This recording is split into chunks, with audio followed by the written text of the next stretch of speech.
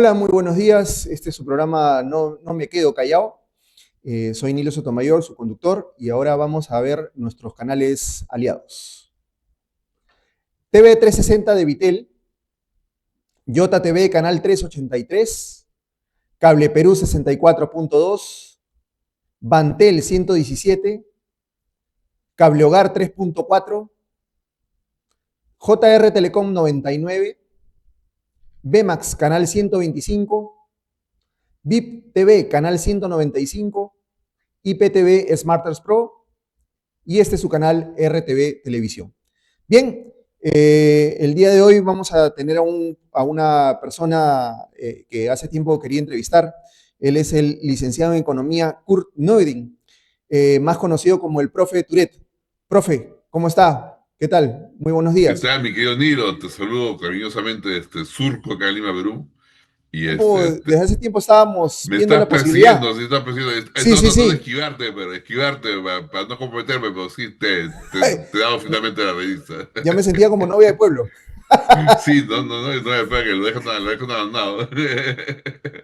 ¿Cómo estamos, doctor? Sí. ¿Cómo ve usted el tema, Ahora, profesor? bueno, actualmente lo que más preocupa a la ciudadanía, creo que es lo de fondo, ya dejando de lado el chimería, la inseguridad ciudadana es brutal, ¿no? O sea, no es lo que está haciendo o lo que no está haciendo el gobierno en proteger a los. Uno ya dice, ¿para qué pagas impuestos si ni siquiera te protegen? ¿No? O sea, y se explica gran parte de la informalidad del Perú por eso, ¿no? Si lo mínimo que debe dar el Estado, que es seguridad interna y externa, bueno, externa la dan, pero interna y justicia no funciona, ¿para qué pagas impuestos? ¿Para qué pagas impuestos? Ya Claro, lo otro es superfluo. El resto de las cosas del Estado encima lo da de mala calidad y lo básico debería dar al ciudadano común, al ambulante común, a la tienda común, no lo da. Seguridad ciudadana es básico y justicia tampoco se está dando, ¿no? bueno, y también Entonces, los políticos no contribuyen, ¿no? O sea, prácticamente absolutamente en nada, ¿no?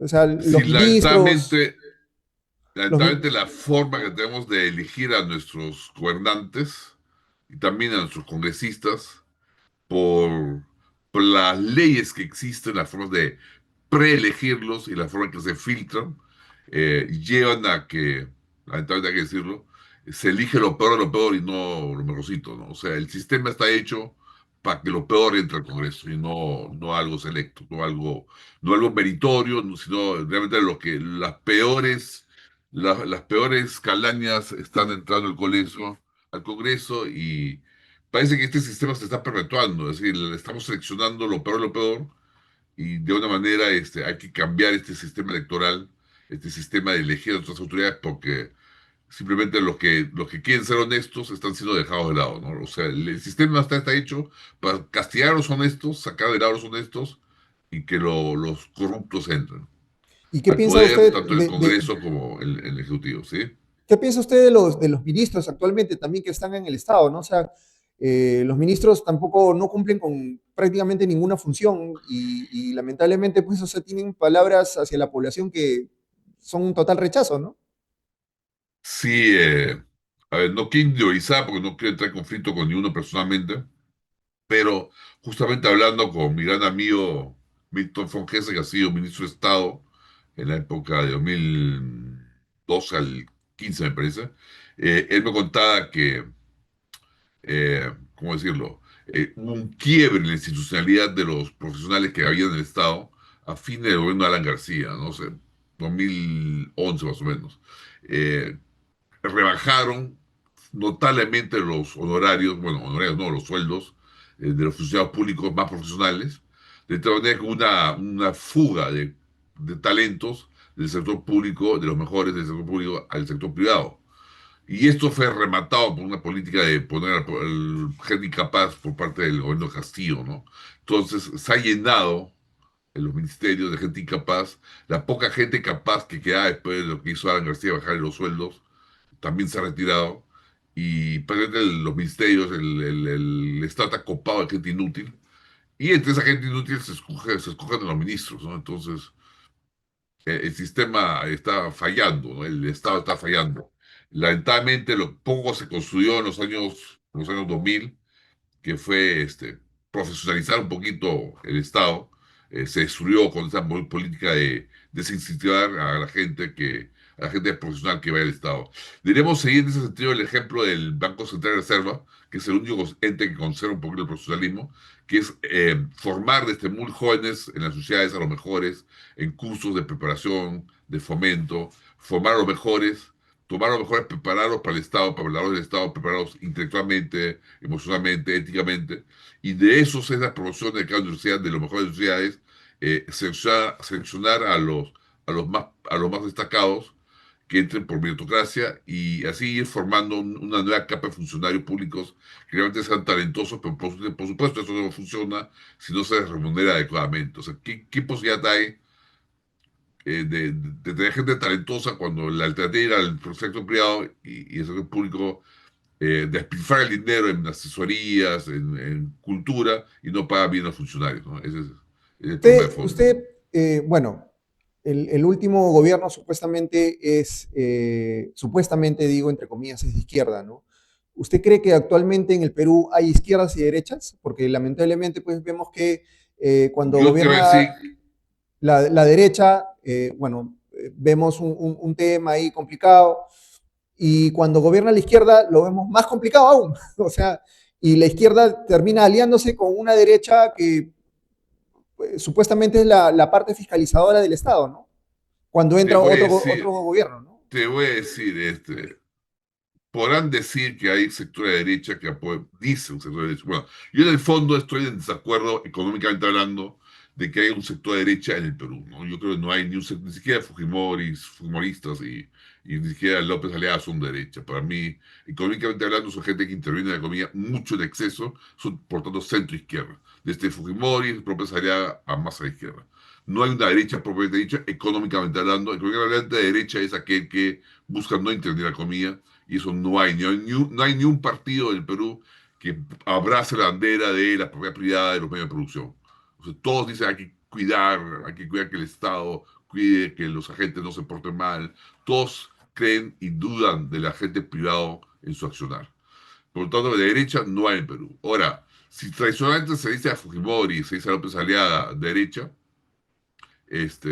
veamos en las votaciones quiénes apoyaron a que se mantenga Dina en el poder, ¿no? Entonces, yo creo que también los votos han sido mayoritariamente, bueno, claro, los fujimoristas y los de Acuña han votado continuamente para que se mantenga el poder Dina, pero también los sectores de izquierda han votado para que no se tumbe el gobierno de Dina. Entonces, eso de que la derecha mantiene el gobierno es falso, ¿no? Evidentemente hay una coalición entre derecha e izquierda que lo mantiene en el poder. ¿Usted piensa de que solamente hay personas que están ligadas no a la derecha ni a la izquierda, simplemente buscando el poder? Simplemente es eso. Sí, sí, sí, yo diría acá más que, o sea, son todos económicamente hablando de gente de izquierda y ideológicamente no tienen bandera, o sea, no hay ideología, inclusive la izquierda ha perdido banderas, se han vuelto todos, este, digamos, mercenarios de las prebendas que le quieren dar a sus clientes, ¿no? O sea, ahora la izquierda ya no piensa en términos de clase, ya no piensa en términos de revolución, sino piensa en términos de qué puedo sacar para mi gente, ¿no? Y igual la derecha siempre ha hecho así, lo que se llama la derecha tradicional, o los oligarcas mercantilistas tradicionales, siempre han buscado buscar rentas para sí mismos, y eso lo explico yo con el término mercantilismo, que lo tomé de mi profesor de mi economía, Jorge Kafka, que es un estudio interesante al respecto. El Perú se organiza desde la colonia en lo que se conoce en términos económicos en un capitalismo mercantilista. Capitalismo es mucho decir, porque por una definición no debe ser mercantilista, llamémoslo así, porque muchos tildan esto de capitalismo, entonces hay que diferenciar el fenómeno mercantilista del capitalismo y el fenómeno liberal del mercantilismo. El fenómeno mercantilista del capitalismo es una organización de los negocios, de las rentas y también de los sindicatos y de los representantes de los grupos laborales, de tal manera que buscan influir en las remuneraciones, en las rentas que gana un sector a través de el uso de la emisión de la legislación. Es decir, se busca hacer lo que se llama leyes con apellido o leyes que favorecen ciertos sectores. Cuando hay un arancel que favorece un sector, es un grupo de empresarios que están haciendo lobby a favor de su sector. Cuando hay un sindicato que impone una ley de que todos están sindicalizados por la fuerza, es una ley que favorece la sindicalización que favorece a los grupos que dirigen los sindicatos. Cuando hay una ley de salarios mínimos, es una ley que favorece a los trabajadores del sector formal, pues perjudica al sector informal. Entonces, el Perú está organizado así a través de grupos políticos, no de poder económico, porque no interesa el poder económico, es la capacidad de organización política, la capacidad de hacer bulla en la calle o bulla en los ministerios, es la que te lleva a influir la legislación, ya sea en el ministerio, ya sea a nivel de reglamentos, ya sea a nivel de municipios, para favorecerte o restringir tu oferta, ¿no? Es decir, por ejemplo, se le pone requisitos al que quiere abrir una empresa, no para abrirla, sino para mantenerse legalmente como empresa, para que no haya competencia a otros sectores que están dentro del sector. O sea, los que están adentro ya han puesto, pagado el precio de formalidad, tienen ciertas ganancias con las cuales pueden pagar la formalidad y se sacan de encima la posible competencia, elevando los estándares con los cuales se puede entrar y mantenerse dentro del sector. Y esa manera de organizarse es muy conocida en la historia del pensamiento económico, se llama mercantilismo o capitalismo mercantilista, y fue el fenómeno histórico del cual se reveló Adam Smith, ¿no? Adam Smith es el fundador de nuestra disciplina de economía. En su libro 1776, La riqueza de las naciones, justamente plantea que es una forma errónea de organizarse, es una forma en que se llega al malestar común, es una forma en que la propiedad privada y el mercado llega a un malestar general, que la forma correcta de organizarse es a través de un liberalismo económico que lleva a que esas fuerzas de mercado se alineen para que generen bienestar general. Hablamos dentro del relato que usted nos estaba dando, habló un Interesante hablar poco, del relato, ¿no? Es un poco un término moderno.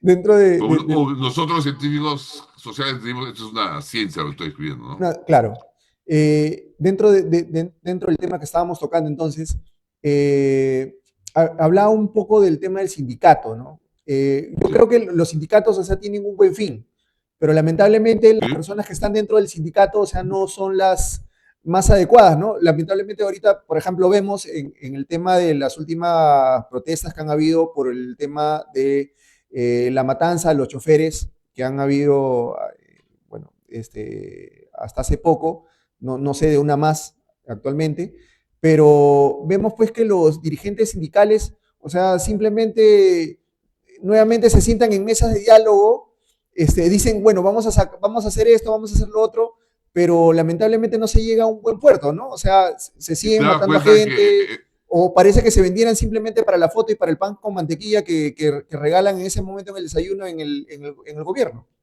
y no solo eso, a mí me ha sorprendido que bajaron la bandera, ¿no? Ellos convocaban el paro para protestar contra la inseguridad ciudadana. Pero a la hora de negociar, han negociado salir ministros, negociado, o sea, han negociado cosas políticas que nada que tienen que ver con la seguridad ciudadana. O sea, que se tumba a tal cosa, o sea, lo que han acordado no tiene nada que ver con acuerdos que favorecen al sindicato, a los miembros del sindicato. Son acuerdos políticos que favorecen a ciertas ideologías, a ciertos ideólogos del sindicato, pero no a los miembros del sindicato. Y ese es el problema cuando tienes una ley que favorece a los sindicatos y favorece a las cúpulas de sindicatos. Entonces, esos sindicatos también son un monopolio, ¿vale? Un monopolio que restringe la oferta de esa mano de obra y que es beneficiada por la ley de sindicatos para privilegiar las cúpulas de sindicatos, ¿no? Entonces, y eso lo fomentan los mismos sindicatos para hacerse el poder dentro del sindicato. O sea, al final, el ciudadano a pie es el que sale perdiendo, ¿no? El ciudadano a pie, tanto el sindicato como el ciudadano a pie de los consumidores, salen perdiendo, por tanto, el empresario mercantilista como esta cúpula sindical mercantilista este, generan leyes que les favorecen a ellos y no a los ciudadanos a pie, al obrero de a pie, ¿no? Mire, lo voy a invitar a ver unos videos ahora. Vamos a ver un Eh, tema de los Espero que ministros. escuche el audio. ¿Me escucha? Sí, no espero que escuche el audio de los videos, Ah, ok, ok. porque no. Vamos a invitarlo a ver unos videos ahí bueno, de los dichos de los ministros y, bueno, vamos a ver qué calificación les da. Ujú. Shirley, por favor. Es una condición diferente que merece todo el respeto, todo el reconocimiento y toda la valorización que le podemos dar desde nuestra sociedad. Que viva el Día Mundial de la Concienciación sobre el Autismo. Que viva el autismo. Viva el autismo. Claro. Que viva el Perú. Menos mal que tenía Muchas letras, mi gracias. querido Milo, porque hace que tu audio no se transmita a mi computadora. Pues sí, tuvo letras, puedo leer lo que dijo. Bueno, mira, yo te voy a decir una cosa. Yo tengo una condición. Quizás no parece, bueno, como he estudiado, he logrado superarme.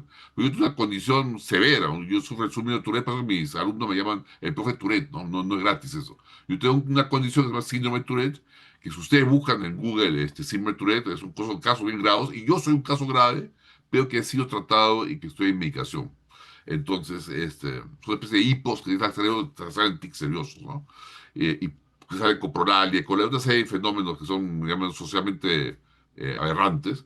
Y en parte el autismo es parecido a lo que tengo, en parte, pues, claro, yo me imagino si un ministro sale y dice, vi el Tourette, ¿no? O sea, vi el cáncer, una cosa así, ¿no? O sea, Exacto.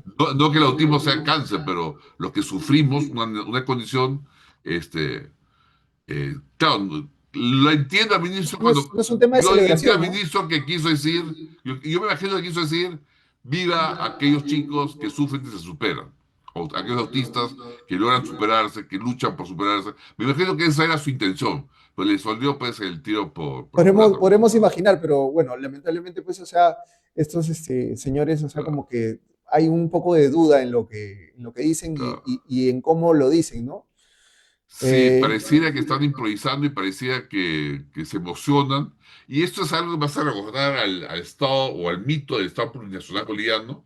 Estamos pasando a ser gobernados más que por políticas públicas racionales, por gestos y ritos políticos, ¿no? Por gestos, ¡viva el tiempo! ¡Viva tal! O yo sea, creo que estamos siendo gobernados por gente que, o sea, que necesita adular a alguien que está en el poder, ¿no? O sea, como la señora Boluarte, y que tienen que mm, demostrarle, pues, y decirle, bueno, oye, mira, ¿sabes qué? Yo estoy contigo a pesar de las pachotadas que digas o lo que haces, y bueno. aplaudirlas así, ¿no? O sea, rabiar simplemente por lo que dicen, ¿no? O sea, Bueno, supongo que el gobierno en sí está sufriendo porque la aprobación de la señora Dina es bajísimo.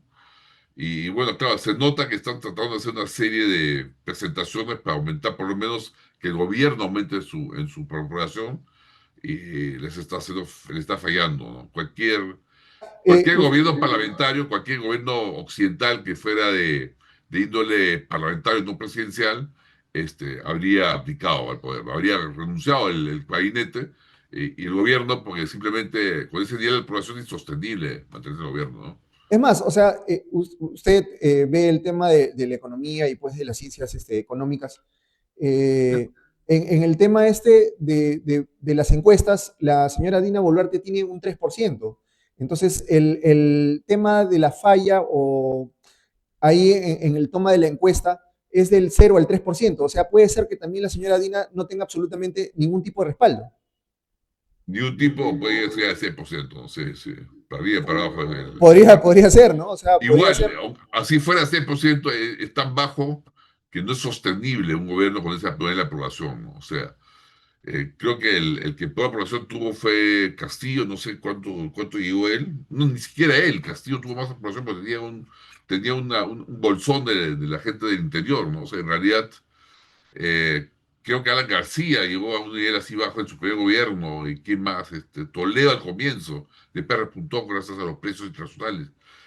Pero ni uno llegó al 3%, o sea, no había un gobierno que sucediera de ese tipo. Eso es un Y, tema que realmente lo podemos hacer como evidentemente récord Guinness. eso ha llevado a la señora presidenta, la señora presidente, perdón por el wokismo, a la señora presidenta le ha llevado a aliarse con quien pueda en el Congreso, y ha repartido los ministerios pues, a todos los miembros del propio Parlamento, ¿no?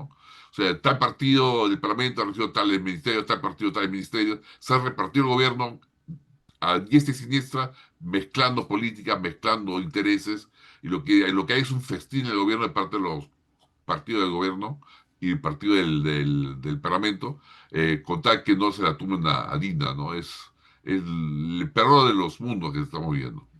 Vamos a ver un siguiente video, Shirley, por favor, para analizarlo también nuevamente. Nosotros decimos, si tenemos que elegir en momentos de urgencia, en momentos de escasez, entre darle agua a la agricultura o darle agua a la minería, tenemos que darle agua a la minería, porque es la actividad que más flujo de caja le da al país. Y con ese flujo de caja más bien podemos construir la infraestructura para darle agua a la agricultura en el mediano plazo. La agricultura puede esperar, pero un proyecto minero no espera. Entonces, allí sí el Ministerio ha tenido un cambio de lógica importante, un cambio de pensamiento importante. Estamos Prácticamente está diciendo que el agua debe ser monopolizado para minería, ¿no? Este económicamente no tiene sentido, porque siempre cuando hay dos, tres, cuatro, y en este caso son varios fondos y varias minas, no es una mina, sino, o sea, no existe algo como la minería, así como no existe algo como el obrero, así como no existe algo como el capitalismo o la clase capitalista. La clase capitalista está compuesta por muchos capitalistas con intereses contradictorios. La clase obrera está compuesta por muchos obreros con intereses contradictorios y comunes también. La clase de las minas, o sea, las minas, las empresas mineras, no es la minería, sino varias empresas que están en competencia inclusive, o sea, tienen intereses contradictorios.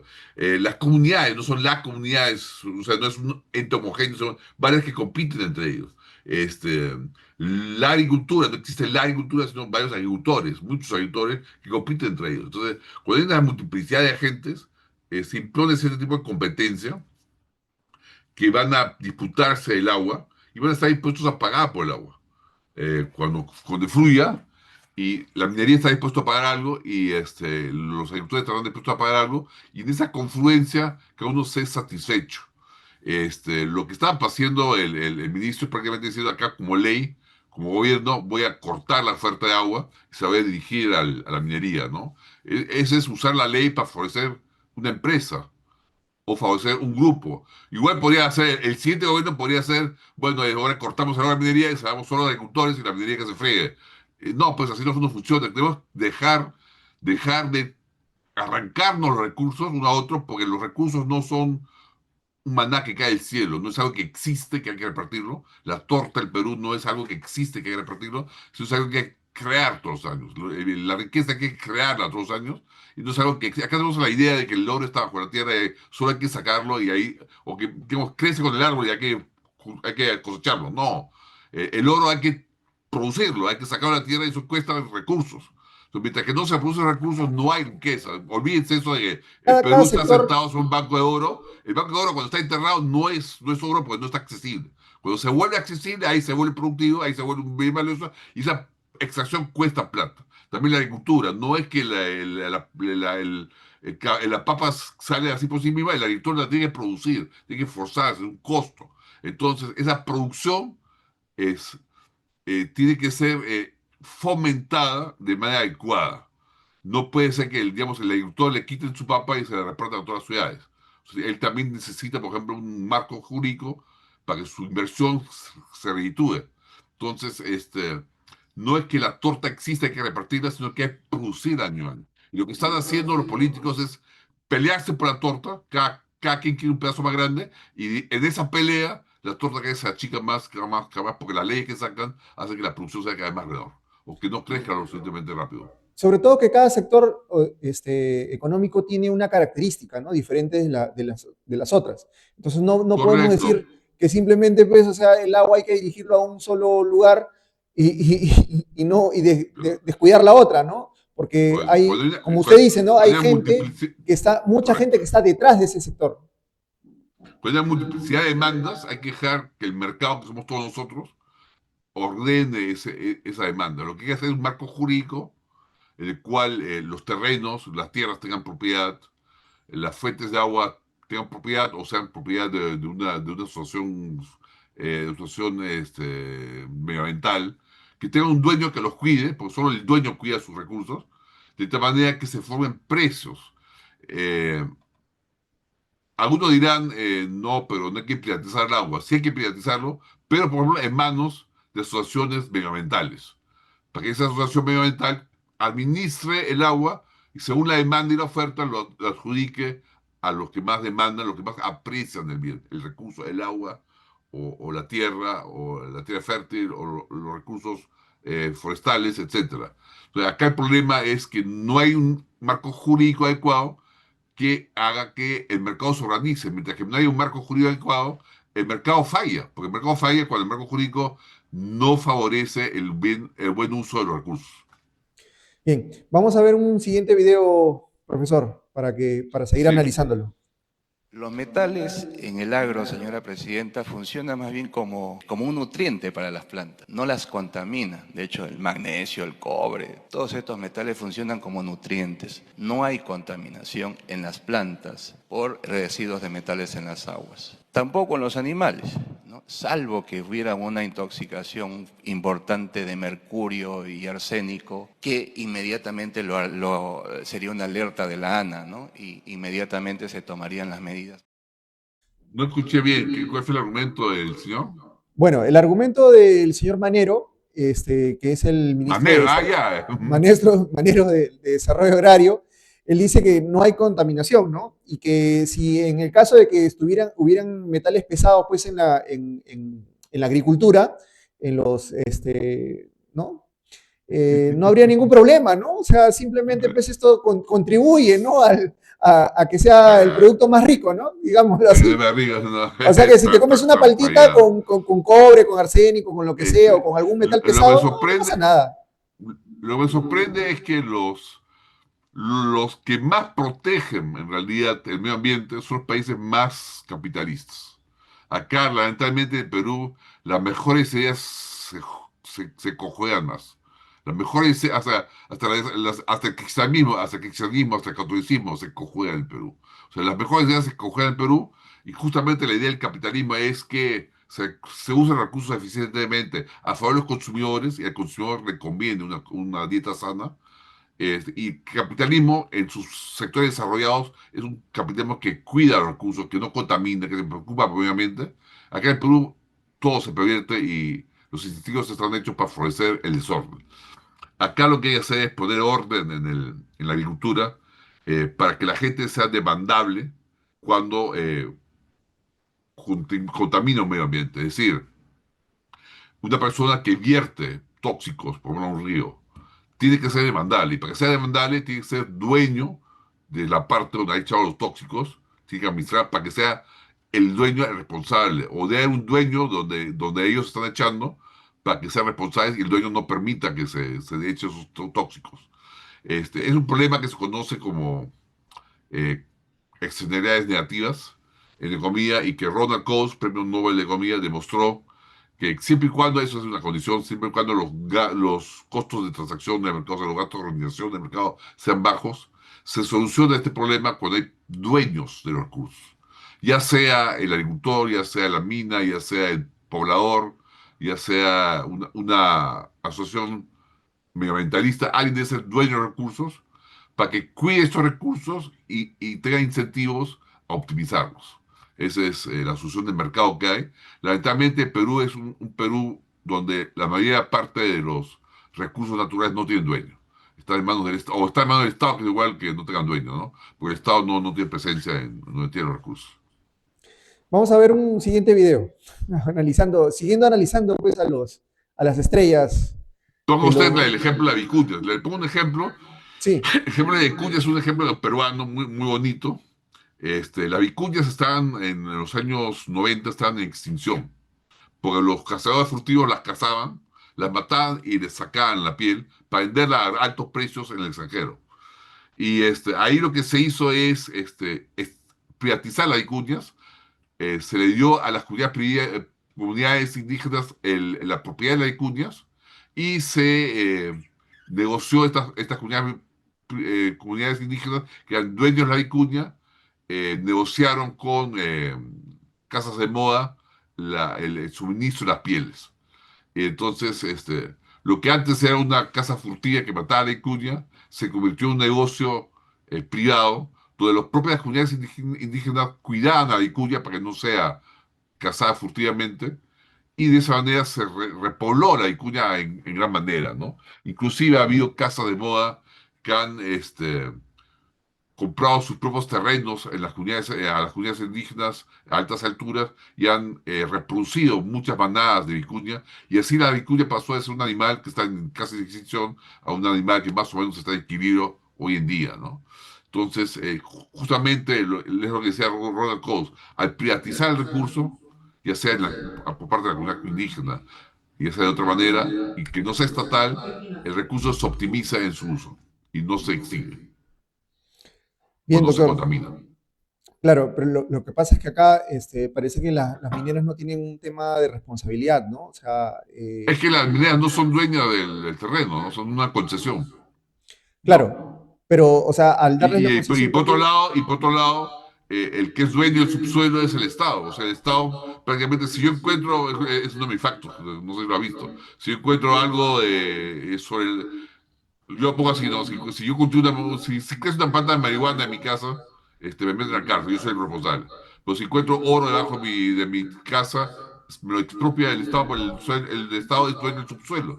Entonces, cuando un recurso es estatizado, o simplemente no soy responsable por él, y otro usufructa de él, yo no lo voy a cuidar.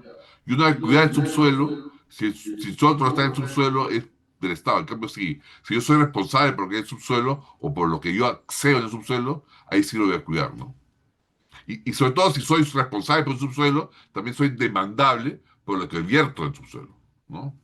Y ahí sí hay que ser drástico con las medidas. Si alguien contamina, no es decir, ok, esto es responsabilidad limitada y la empresa es responsable. No, ahí el gerente, el dueño, el accionista tiene que irse a la cárcel, ¿no? Ahí debe haber una reestructuración de la gobernanza de las empresas, y debe haber algo así como una pena, una responsabilidad penal de los accionistas para que ellos den la orden de que no se use mal por parte de la gerencia de los recursos, ¿no? bien, ahora vamos a ver un siguiente video. Vamos a, creo que, entrar en un tema un poco más de la ciencia económica. Vamos a entrar un poquito ahí. ¿Qué Shirley, tiene por Todo favor. esto viene con ciencia ¿Recursos económica, naturales? porque Tiene instituciones. Por eso es un país. este es mi Japón, colega que no tiene un solo Carlos recurso natural. Bueno, no son necesarios. Lo que requerimos es lo que nos hace un país pobre, recontra pobre. Y el que crea que somos un país rico, teniendo el 5% del ingreso por persona de un suizo, es una persona bien intencionada, bien engañada, desinformada. Somos pobres. Tenemos que rompernos el alma para que nuestros nietos sean un país desarrollado. Y para eso, la libertad es la clave. La libertad se come. Y la izquierda te ha hecho creer que la libertad no se come. Que ellos te van a dar de comer. Que ellos te van a dar jubilación. Que ellos te van a dar empleo. Y te van a esclavizar. Mira Cuba y en gran medida mira la fracasada América Latina de estos tiempos. ¿Qué te parece este video? ¿Cómo lo comulgo analizamos? 100% con lo que dice mi colega Carlos Arancel. La libertad se come porque la libertad pone las condiciones que hacen que la gente genere su propio alimento, su propio bienestar. Tú mira Cuba, donde hay un sistema donde no hay libertad, y la libertad viene con la propiedad de tu cuerpo, la propiedad de tu vida, la propiedad de lo que genera tu mano de obra, la propiedad de lo que genera tu capital. Si eso se respeta y se dan condiciones en que los mercados son libres, muy, muy importante, no como en Perú, que no son libres. En el Perú no existe un capitalismo liberal, existe un mercantilismo muy diferente. En la tecnología de mercados libres sí se puede ver que se alimenta a la gente mejor. O sea, si tú pusieras un contraste de los países más libres del mundo y su PBI promedio, y un contraste de los países más pobres, menos líderes del mundo, los más reprimidos, y su PBI, ves claramente que los países más reprimidos tienen un PBI per cápita más bajo, y que los países más libres tienen un PBI per cápita más alto. Entonces, yo diría acá el colega Carlos Andracien está diciendo algo de manera metafórica muy, muy, muy correcto, ¿no? Quizás no lo explicó bien, pero el mensaje es claro que está bien. No sé qué te ha irritado a ti. Dime, desafíame, dime realmente qué es lo que te irrita de lo que ha dicho el doctor Carlos Arencet. No, a mí no, particularmente yo estoy muy, muy de acuerdo con Carlos Arencén, ¿no? O sea, particularmente siempre creo que tiene palabras muy, muy, muy acertadas, ¿no? O sea, Ya. Carlos, o Pero sea, en me este parece, caso, ¿qué te parece que falló? no, exactamente no sabría en qué falló. A mí me parece, por ejemplo, mire, yo normalmente escucho mucha gente que me dice el tema de Cuba, ¿no? Me habla mucho del tema de Claro, Cuba. correcto. Particularmente, yo he tenido la posibilidad de estar en Cuba, Te ¿no? creo. Sí, claro. Entonces, una cosa, como se dice, es con guitarra y otra con cajón. Una cosa es Es cierto, hablarlo y otra cosa es vivirlo. Y cierto. cuando yo he estado en Cuba y he conversado, soy de las personas que no me gusta normalmente quedarme en un mismo sitio, o sea, cuando voy a algún país, no me gusta simplemente quedarme en el hotel y disfrutar, pues no, de las mieles del capitalismo, como algunas personas quieren decirlo, ¿no? Sino que me gusta salir y me gusta conversar y me gusta saber, ¿no? Analizar de repente un poco a la sociedad a la cual estoy visitando, ¿no? Y cuando he estado en Cuba, tuve dos experiencias que me parecieron fundamentales y que me causaron mucho dolor, ¿no? Eh, bueno, yo cuando estuve un poco más joven, cuando era un poco más niño, digámoslo así, este, que sigo siendo joven, seguimos siendo joven, doctor, por favor. Entonces, ¿qué pasa? Practiqué béisbol, ¿no? Entonces quise ir a Cuba y comprarme una camiseta de béisbol, ¿ok? Cuando regresé, cuando estaba saliendo del hotel, me dije, el de seguridad le digo, ¿no? Oye, ¿dónde puedo conseguir una camiseta de la selección de Cuba, ¿no? ¿Tú De vivías béisbol. en Cuba o...? No, yo fui de visita nada más. Fui a Sí, sí, Varadero. quisiste comprar un traje de béisbol del equipo de Cuba. Claro, Ok, una camiseta de la selección de Cuba. ok, Entonces, entiendo. cuando estaba saliendo del hotel, le pregunté al de seguridad dónde podía comprarme la camiseta, ¿no? Entonces él agarré y me dijo, muy amablemente, me dijo, bueno, puedes conseguirla en la calle principal de Varadero. Entonces salí con el taxi bueno, antes de salir el chico agarró y me dijo, mira, es imposible de que yo me compre una camiseta de la selección de mi país, pero lo que quisiera es que cuando tú vengas, me la prestes, me la pongo, la beso, me tomas una foto, ¿no? Y esto simplemente es un favor que te voy a solicitar, ¿no? Entonces, el tipo, ya un poquito más entrando en confianza, yo le dije, oye, ¿y cuánto es lo que tú ganas acá, no? Y él me dijo, pues el sueldo mínimo vital acá en Cuba son $7 mensuales, ¿no? Imagínate. Son $7 mensuales. Y cuando fui a comprar la camiseta costaba $55. O sea, el tipo jamás en su vida iba a poder comprar esa camiseta, ¿no? Ya. Bueno, me avisan un ratito que tenemos que ir al corte por un tema de comerciales y vamos a entrar Me nuevamente. parece interesantísimo lo cuenta, me parece interesantísimo. Dijeron que no podíamos y le respondimos en la cancha.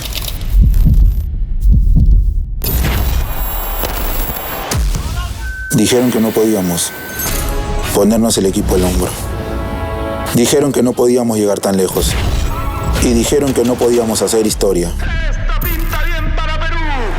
Pero la hicimos y ahora es tiempo de contar una nueva historia. Y como las mejores historias y partidos, no la jugamos solos. Y estamos llegando a donde comenzará todo. Esta historia se juega en equipo y se ganará por goleada. Atrévete a crear tu historia. Vitel, tecnología para Ya todos. son más de 500.000 ganadores que han cambiado su vida en todo el Perú. Tú puedes ser el próximo ganador con Tusami. Juega en Tusami diario, semanal o millonario y gana el posazo de más de 8.1 millones de soles. Juega desde $1 y gana cada 2 horas con Tusami Turbo o cada 4 horas en Tusami Horóscopo. Juega por tus sueños en tusami.vitel.com.p o en más de 12.000 puntos de venta Vitel. Tusami. TV para todos, 100% gratis, en un solo lugar. TV 360, canales de todo el país, series peruanas, series coreanas, series internacionales, películas para todos los gustos y lo mejor de todo, con megas ilimitados. Descarga TV 360 ahora en tu plataforma favorita. Bien, profesor. Nuevamente al aire. Le recomiendo entonces que se baje también el TV 360 de Vitel. Eso está en la Play Store y ahí nos puede ver también mucho más seguido. El problema es que soy un baby boomer que no sabe usar estas cosas tan bien. Entonces prefiero seguirte por Por las pantalla, redes. Perfecto. por, Bueno, por y otra por la pantalla experiencia, acá de mi computadora. y otra parte de la experiencia que tuve en Cuba fue cuando, por O ejemplo, sea, evidentemente te diste cuenta de que el extranjero vivía a otro nivel y el propio ciudadano cubano estaba reprimido, no tenía los recursos a su disposición, su propia distintivo de su equipo de béisbol, no puede comprar ni siquiera el uniforme, y lo que tenía para vivir era paupérrimo, ¿no? El cubano tenía sí, porque tenía alimento y tenía medicina, podría decirte, ¿no? eso es también otro tema relativo, ¿no? Por ejemplo, ahí en Cuba, y lo que no sabe la gente es que se manejan 4 tipos de monedas, ¿no? Se Correcto. maneja el peso cubano, se maneja el CUC, que era el tipo de cambio, la moneda que era simplemente para temas mercantiles entre las personas que querían cambiar dólares o euros, ¿no? Para poder acceder a ciertas cosas ahí en Cuba.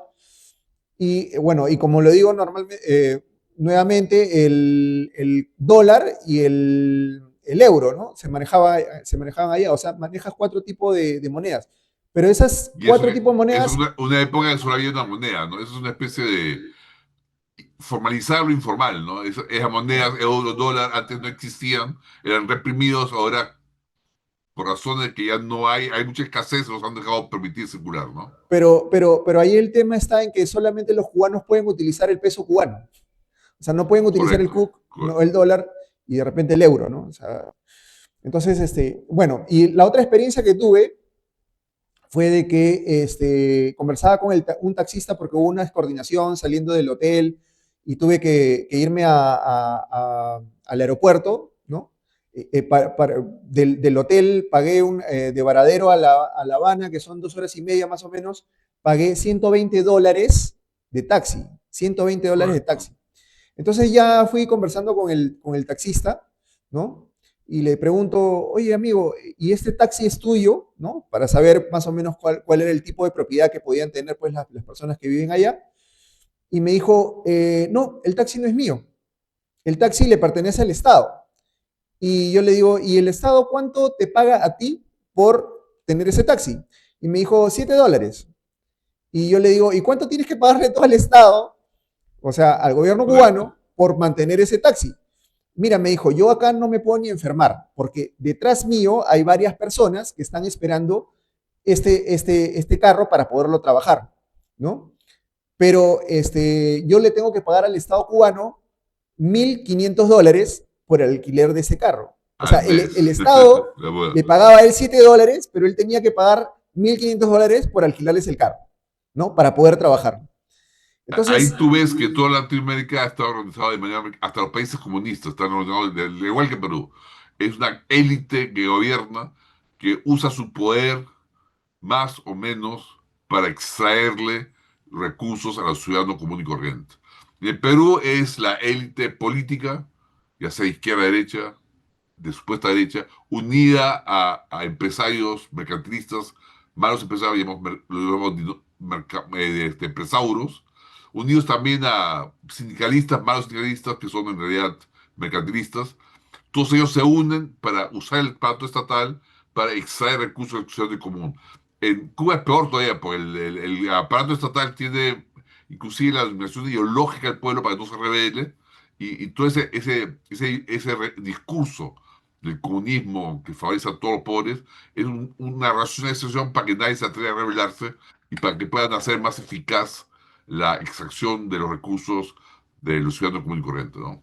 claro, acá muchas veces los políticos de turno, bueno, ahorita estamos ya prácticamente casi a finales del año.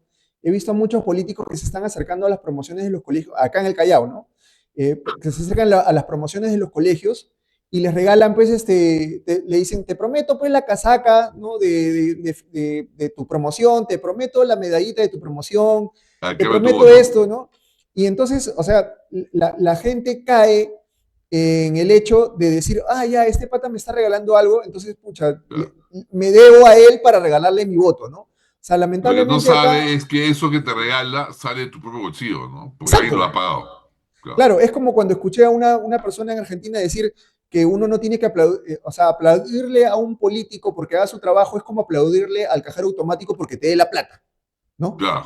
Es así, ¿no? El, Entonces, el problema político es que nos saca plata y nos la quiere devolver en forma que él le da la gana, no lo que queremos nosotros, sino lo que a él le da la gana.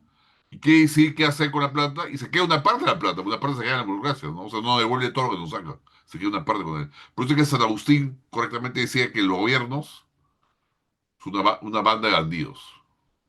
Y es lo que dice la libertad. Los gobiernos son élites, son bandas de bandidos que actúan poder y que usan el aparato coercitivo para robar a la gente a través de impuestos.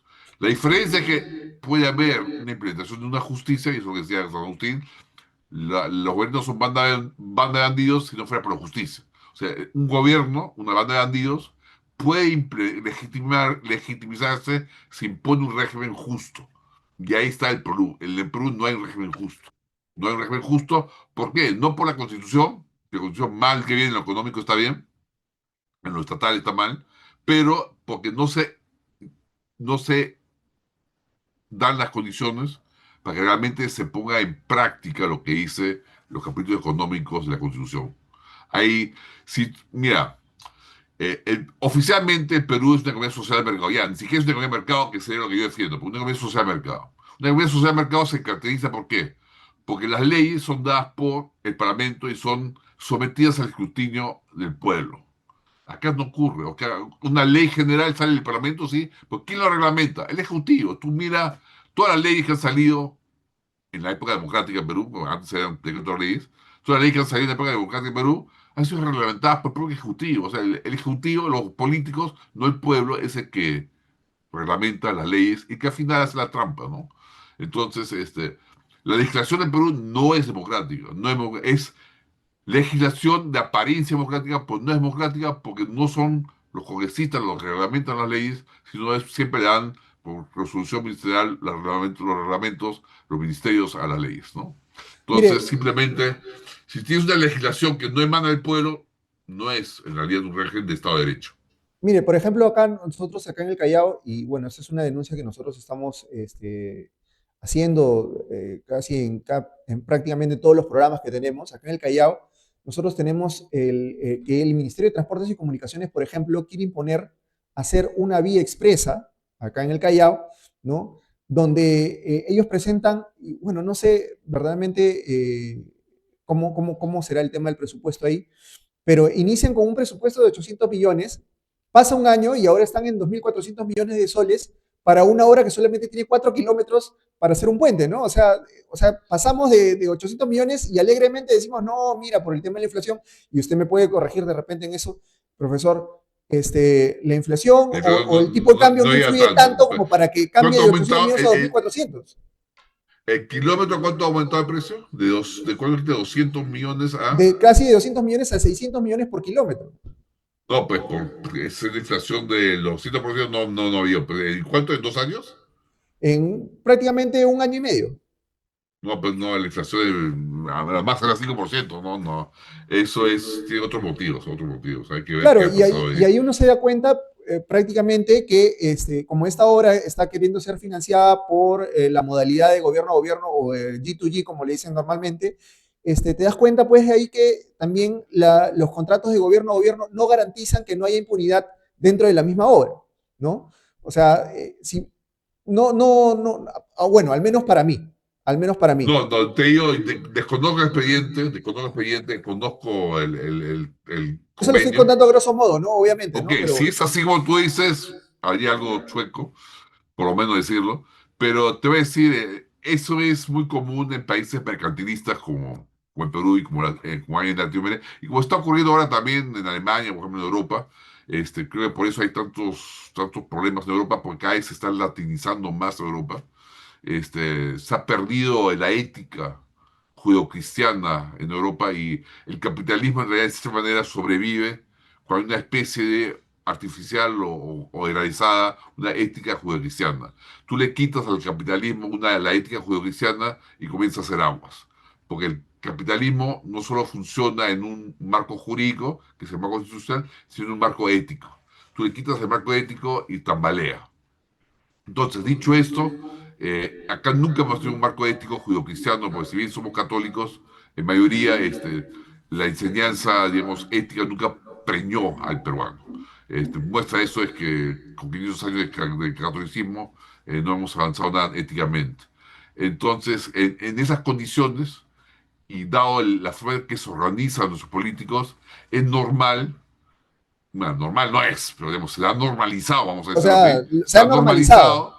se ha normalizado que los políticos aprovechan sus cargos, que los políticos aprovechan las leyes, aprovechan convenios para sacar la suya.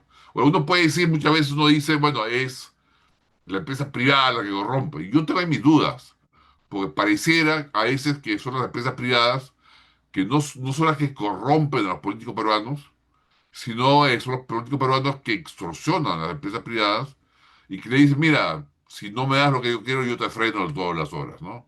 Entonces, hay que ver qué ha pasado ahí, si es que la empresa ha sido la corrupta, si el gobierno se ha corrompido, si ha habido quizás errores técnicos al hacer el diseño y se ha recalculado todo el diseño ingenieril. Eh,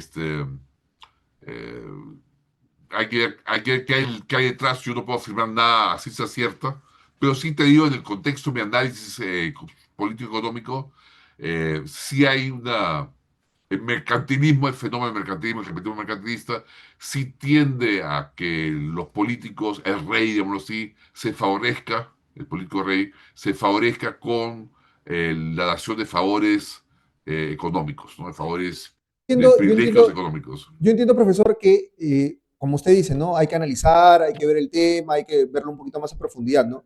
Pero lamentablemente, pues estamos hablando de una entidad del Estado que es el Ministerio de Transportes y Comunicaciones y que supuestamente tiene que velar por también y tiene que ver por los derechos de las personas donde van a hacer las obras, ¿no? Pero es simplemente un tema, y yo lo invito de repente en un momento que usted tenga, que simplemente se meta a Google y vea a la empresa Egis, que es la empresa francesa que va a desarrollar la obra, y vea usted pues que está impedida por el Banco Mundial y por el Banco Interamericano de Desarrollo justamente para hacer obras. Entonces, para nosotros de repente, Egis. ¿Por qué está impedida, sí? ¿Perdón? Porque está impedida por el Banco Mundial. Y justamente por prácticas de corrupción en otros países. O sea, por prácticas de corrupción de construcción en otros países. Entonces, si yo tengo el antecedente de eso, o sea, simplemente googleándolo, ahora las entidades del Estado tendrían que hacer una revisión, ¿no? De los contratos que se van a firmar en futuro, ¿no? Y sobre todo de las empresas que nos van a presentar supuestamente los países que nos están supuestamente, entre comillas nuevamente lo digo, ayudando con este tipo de obras, ¿no? Porque supuestamente ellos traen una transferencia de conocimiento. Y sigo utilizando la palabra supuestamente, porque lamentablemente, pues, o sea, no vemos eso. Nosotros, al menos yo pienso de que tenemos un colegio de ingenieros que sí que podría hacer este tipo de obras sin necesidad de que traigamos a una empresa extranjera para que las haga, ¿no? Por cierto, Pero las obras ingenieriles son muy condicionadas a la localidad, ¿no? O sea, el terreno sísmico, no sísmico, la clase de terreno, sobre todo acá en no es un ingeniero de otra geografía requiere una capacitación para construir acá, así como un ingeniero de Perú, si se va a Europa, requiere una capacitación para cumplir con las normas de allá. O sea, es un campo en el cual puede haber transferencia de ingeniería, transferencia de conocimientos, pero a nivel académico, pero a nivel de práctica, ejecución de ingeniería, dudo mucho que un ingeniero simplemente transportando puede hacer lo mismo que un ingeniero. Es como el ejemplo que estábamos dando de Cuba, ¿no? Mucha gente me habla de Cuba, pero es gente que no ha vivido. Y cuando yo he ido para allá, he podido ver la realidad, he podido conversar con gente, ¿no? Y bueno, yo le estoy contando solamente 2 experiencias, pero he tenido más. Y ahora, lamentablemente, pues... Lo que tú denuncias, tú denuncias, ¿no? Exacto. Yo no he visto el expediente, Yo no puedo afirmar nada de ilegal respecto a no legalizado, no puedo afirmar nada.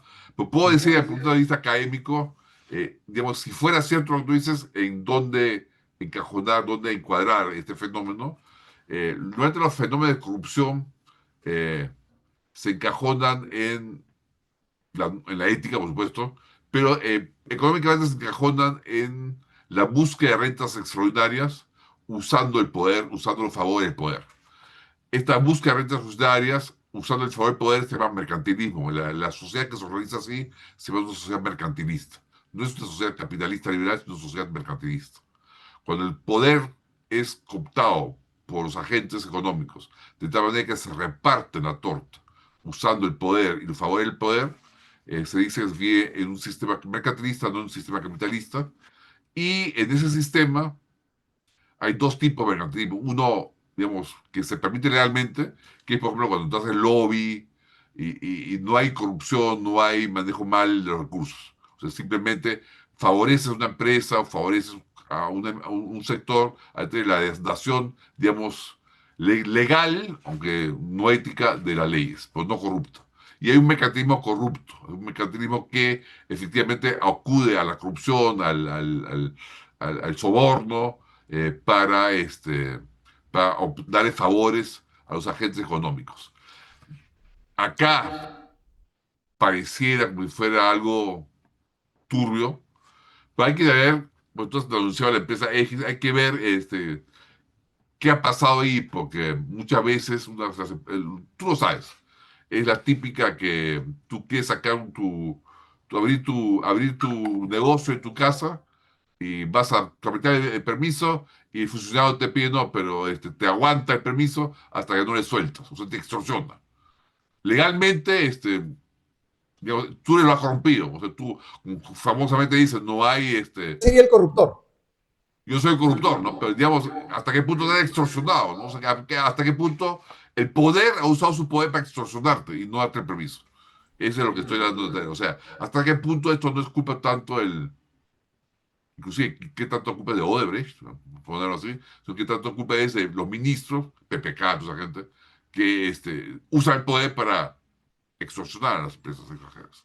Claro, ahí me parece, lo que a mí me parece, y es claro, si tú a título extorsionas personal. una empresa extranjera, si tú extorsionas una empresa extranjera y dices, ok, y lo he visto, yo, o sea, yo conozco, mi padre ha sido vendedor, ha sido gerente de ventas de empresas de imprentas que han vendido al Estado muchas veces y sí, pues, o sea, cuando te dieran un pedido, te decían, ok, gringo, ¿Cómo es la mía? ¿Pero cómo es la mía? Pero, no, sube 10% para mí, le decía, o sea, así asqueroso es, ¿no? O sea, entonces, bueno, el empresario privado dice, bueno, de repente, pero de repente ahí estamos hablando de un tema, como usted dice, del tema de la imprenta, ¿no? O sea, es un 10%, claro, sube en bloqueo, pero acá estamos imponiendo una obra que no es necesaria, ¿no? Acá estamos imponiendo una obra que no es necesaria, que lo podríamos hacer a nivel de piso y hacerlo mucho mejor, ¿no?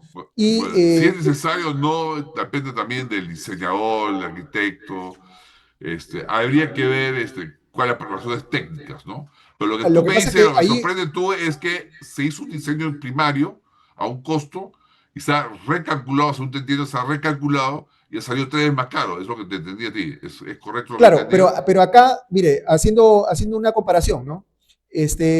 Hace poco, señor Rafael López Aliaga quería hacer una obra que era, creo que un túnel, no me acuerdo en dónde, que más o menos iba a ser de 6 kilómetros, ¿cierto? ¿No? Y suponiendo que un túnel es mucho más costoso que una vía elevada, él estaba presupuestando más o menos unos 600 millones de soles, 700 millones de soles. Entonces, o sea, más o menos 100 millones por kilómetro. Exacto, y ahí estamos hablando de 7 kilómetros o 6 kilómetros. Pero acá estamos hablando simplemente de 4 kilómetros y estamos hablando de que ya hay un sobrecosto de 2.400 millones de soles.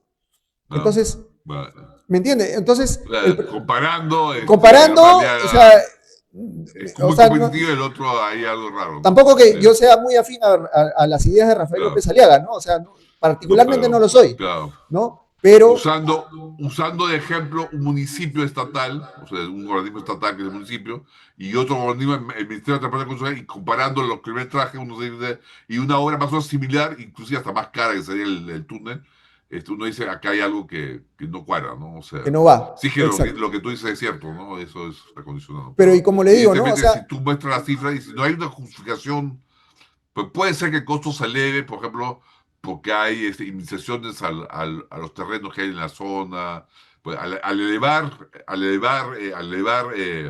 ser una zona aérea, al ser una avenida aérea, puede ser circundantes, vecinos circundantes que manden a la empresa por perjudicarlos en el valor de sus casas.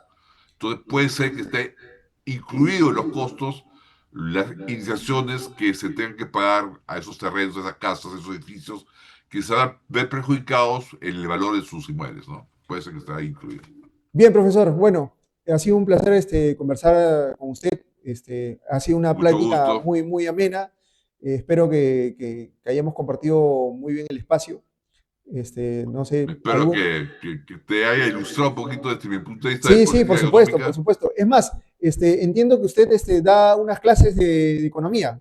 Sí, por favor, permítame hacer el cherry, por favor. Por favor, por favor, por favor. Acá, ahí no sé, el profe Tourette, ¿se ve? El profe El Tourette. profe Tourette, me pueden buscar en WhatsApp, escribirme al WhatsApp 987-211-025, repito, 987-211-025, y voy a empezar con un diplomado de especialización en economía liberal, donde introduzco estos temas, externalidades, en qué medida la economía de mercado es una economía que beneficia a la sociedad, en qué medida no, en qué medida la prioridad de la producción es beneficioso para toda la sociedad, para los obreros, para todos, y en qué medida no, en qué contexto es, en qué marco jurídico es beneficioso, en qué contexto no, cómo es que se forman los precios, cómo es que se forman los ciclos económicos, cómo se entiende al Estado. El Estado es una banda de bandidos, cuándo se justifica, cuándo no se justifica, por qué algunos países son más ricos que otros. Entonces son temas que se van a tratar en los cursos y que los invito a estudiar conmigo. ¿Sí? En cursos de 3 meses, 12 semanas, muy cómodo de precio, así que los invito, bienvenidos al 987-211-025 en mi WhatsApp. Perfecto, profesor. Gracias. Gracias por el Muchas gracias a usted y espero tenerlo en una próxima oportunidad para seguir conversando. Vámonos con un último video, por favor, Shirley. El facto del profesor. Un facto. Un Muy facto. bien. El último video y ahí nos despedimos. Ahí te lanzo un Muchas facto. gracias. Permiso. ¿Te han dicho que el tamaño no importa? Claro que importa. Y mientras más chico, mejor. Y ojo, hablo del Estado. Recuerda que los estados más chicos son más eficientes y sacan más rápido a la gente de la pobreza. Irónico, ¿no? Si te interesan más temas como este, únete a mi comunidad en el link de la inscripción. Muy bien, amigos. Ha sido el profesor Tourette. Muchas gracias a ustedes por la audiencia. Nos vemos. Buenas tardes.